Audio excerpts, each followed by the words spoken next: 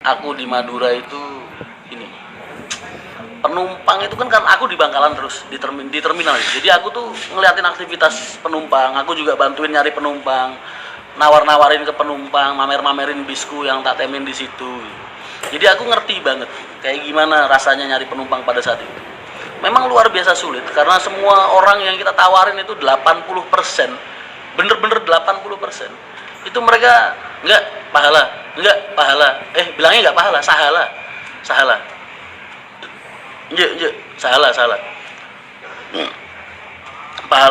pahala terus. Jadi akhirnya kita sempet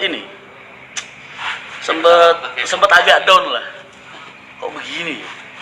Ini kayaknya emang tuan rumahnya kan pahala kencana pada saat itu. Jadi wajar kalau 80% itu penumpang kalau ditawarin pasti udah noleh. Mau bis kita baru sebagus apapun mereka pasti mikirnya ke pahala. Jadi ibaratnya kalau tangannya mereka ini disilet, darah yang keluar itu kalau dipakai mikroskop itu kumannya tulisannya pahala semua. Saking sudah menyatu sama masyarakat sana. Maksudnya seperti itu. Nah, kita waktu itu sekitar 2 bulan 3 bulan berjuang di Madura. Sampai aku itu bawa alma materku Ploso Kediri Al-Falah buat sowan ke kiai-kiai dari Bangkalan, sampai aku juga ziarah ke Batu Ampar dulu, sampai ke Sumenep. Semua ulama-ulama daerah. Aku nggak minta kalau mereka suruh promosiin Haryanto, demi Allah. Enggak, aku nggak pernah minta gitu. Aku cuma minta sama mereka, aku minta doanya. Kalau memang Allah ridho dan menghendaki Haryanto hidup di Madura pada saat itu, ya biarkan berjalan. Kalau misalnya memang Allah nggak ridho, ya kita mau tarik mundur aja Haryanto dari Madura pada saat itu. Jadi itu berjalan sampai tak telatenin 2 bulan 3 bulan itu penumpang, tak kasih tahu kalian, itu cuman 1, 2, 4, 6 satu bis. 1, 2, 3, 4. Kalian bayangin aja, aku harus nanggung operasional bis, solar, dan PP-nya anak-anak selama 2 bulan 3 bulan. Itu dengan modal penumpang cuma 2, 3. Kayak apa kerugian kita pada saat itu. Tapi enggak, kita masih kita telatenin terus. Lah, tiba masa aku di terminal Bangkalan pada saat itu. Ada ini. Jadi di Bangkalan itu pada saat itu tahun-tahun 2009 itu ada ya kalau orang bilang mungkin wali, kalau orang Madura bilang wali zaman dulu. Ya kita nggak tahu ya, la yu'riful wali ila wali. Jadi nggak ada yang mengenali seorang wali kecuali wali yang lain. Karena aku bukan wali jadi aku nggak tahu. Cuman orang-orang Madura itu meyakini kalau orang yang menghadapi aku saat itu, yang berhadapan sama aku saat itu salah satu wali Allah. Orangnya itu ya maaf kata, sekarang udah meninggal memang. Namanya Mbah Salamun. Itu orang telanjang bulat dari ujung kepala sampai ujung kakinya dia. Itu isinya koreng, panu, kadas, kurap. Jadi dari ujung kepala sampai ujung kaki itu badannya kayak ini. Terus kalau kalian lihat mungkin jijik karena penyakitan itu kayak penyakit kulit penuh dari ujung kepala sampai ujung kaki. Dan orang itu kemana-mana, dari dia ke Priuk, kayak dia mau berangkat dari Priuk, berangkat dari Pulau Gadung, zaman dulu belum ada Pulau Gebang, Pulau Gadung, atau berangkat dari manapun juga selalu telanjang bulat. Bayangin, telanjang bulat. Jadi orang itu telanjang bulat dan matanya itu abu-abu warnanya. Aku tahu persis karena aku berhadapan banget sama beliau pada saat itu. Jadi orangnya ini, matanya itu abu-abu kayak orang buta gitu. Dan orangnya telanjang bulat. Jadi maaf, alat kelaminnya aja kelihatan gitu. Itu namanya Mbah Salamun itu. Dan dia kalau naik bis dari Priok apa dari Pulau Gadung pada saat itu, naik ke bis senengannya duduknya di belakang yo, dengar toilet yo. Nah, terus dia pasti mandi di bis. Orangnya, tapi nggak ada orang yang berani ngomongin dia, ngusir dia. Sampai kepala-kepala terminal pada zaman itu tuh nggak ada yang berani ngusir dia, ngomongin dia, ngerasanin dia, ngegibain dia, nggak ada yang berani. Mbah Salamun itu. Karena mungkin mereka juga berpikir hal yang sama masyarakat Madura pada saat itu, bahwasanya Mbah Salamun itu wali. Nah, terus tiba saat ini selesai bercerita tentang Mbah Salamun. Lah, Mbah Salamun itu ke terminal Bangkalan nyariin aku pada saat itu. Sekitar jam 10 pagi lah. Kan angkatan pertama kita pada saat itu jam 1, jam 1 ya. Jam 1, jam CP 1 ya. Jam 1. Jam 10-an itu Mbah Salamun pakai carry kuno, carry tua gitu. Sama supirnya satu, sama santrinya sekitar beberapa orang, aku lupa persis. Lah, ada carry parkir, turun ternyata Mbah Salamun, terus dia nyuruh khodamnya, santrinya itu ngambil kambingnya dari mobil, turun, terus nyariin mana anaknya Pak Haji Haryanto, dia bilang kayak gitu. Terus aku lari dong, aku temuin, aku cium tangannya, karena memang mereka semua meyakini kalau itu wali. Jadi aku berprasangka baik. Daripada aku menganggap beliau orang aneh, mending nggak ada salahnya kalau aku menganggap beliau wali beneran. Jadi aku cium tangannya pada saat itu. Siapa tahu dia wali beneran, kan kita bisa dapat berkah lah, ngalap berkah. Jadi mendingan berprasangka baik sama orang daripada kita berprasangka buruk. Karena apa? Kalau kita berprasangka baik sama orang kan nggak ada ruginya buat kita. Malah siapa tahu dia wali beneran, ya kan?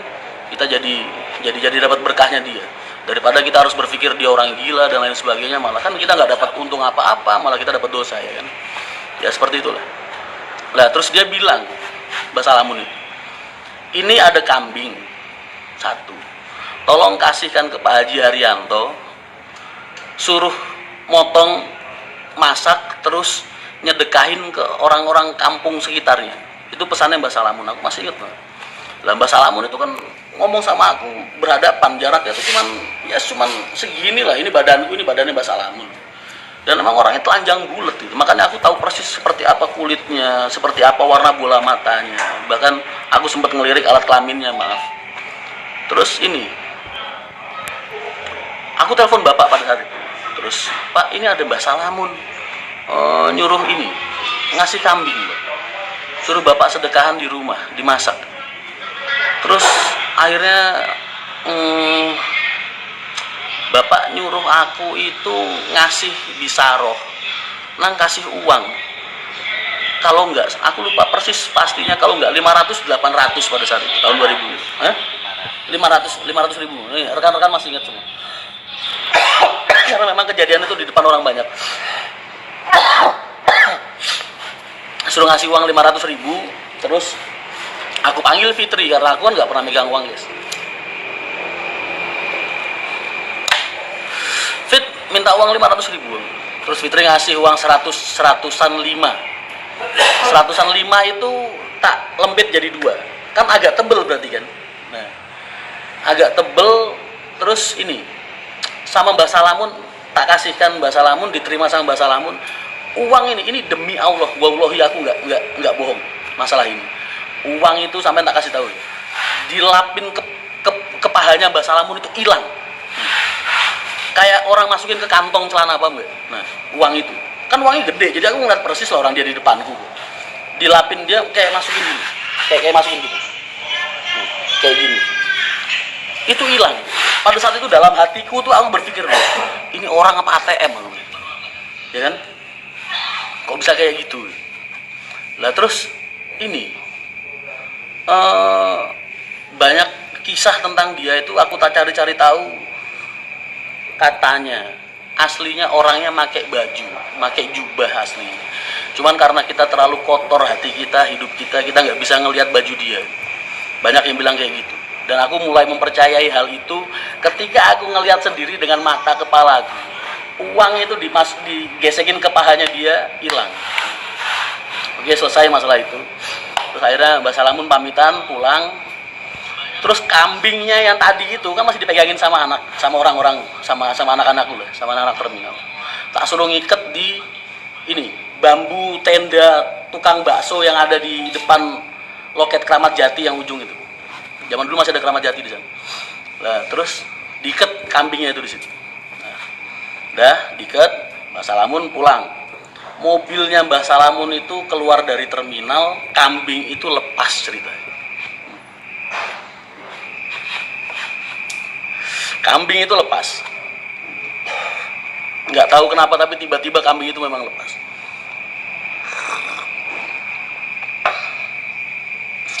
Lah, kambing itu lepas dikejar orang seterminal. Jadi caro, terus orang caro itu ini orang-orang yang biasa minta uang upeti di sana, sama pedagang-pedagang itu pada ngejar kambing itu ke belakang terminal Bangkalan. Di tengah sawah ketangkep kambing itu. Nah, begitu kambing itu ketangkep, diikat lagi di situ, diikat lagi di bambu tadi itu, di bambu tenda bakso itu. Lah, begitu kambing itu diikat, itu pertama kali Haryanto dapat penumpang sampai 18 orang. Bayangin. 20 sampai 15. Pokoknya sekitar segitu, 18 orang ke atas. Aku masih inget banget. Sejak 25. kambing itu diikat. Oh, 25 malah. Enggak, Ali Kuntet 15 dan 20. Oh, iya. Mas Anto 20 orang. Terus yang Ali Kuntet dapat 15 orang pada saat itu. Begitu kambing itu diikat itu penumpang brul. Itu jadi cikal bakalnya Haryanto sejak saat itu berkembang terus sampai sekarang di Madura. Gimana? Kalian mau percaya silahkan, nggak percaya silahkan. Tapi saksi-saksi matanya masih hidup sampai sekarang termasuk aku. Dah, lega kalian bisa dengar.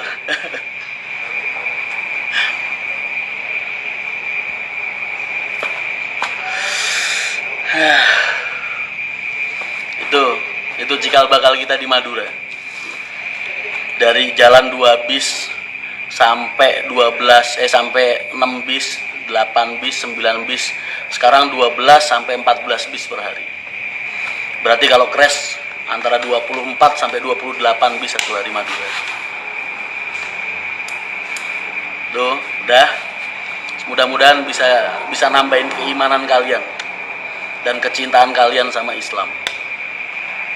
Jadi jangan pernah berprasangka buruk sama orang, karena belum tentu orang yang kita hadapi itu benar-benar orang buruk. Siapa tahu dia wali beneran, ya kan?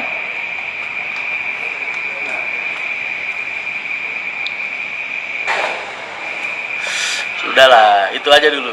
Cerita-cerita yang menarik lainnya kapan-kapan.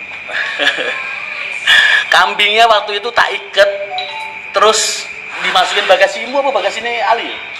Nah, dititipin ke bagasinya Mas Ali, Pak Juari. Dulu Ali sama Juari jalan bawa karoseri Trisakti ya. Armada. Udah dari Armada. Ya, itu sejarah.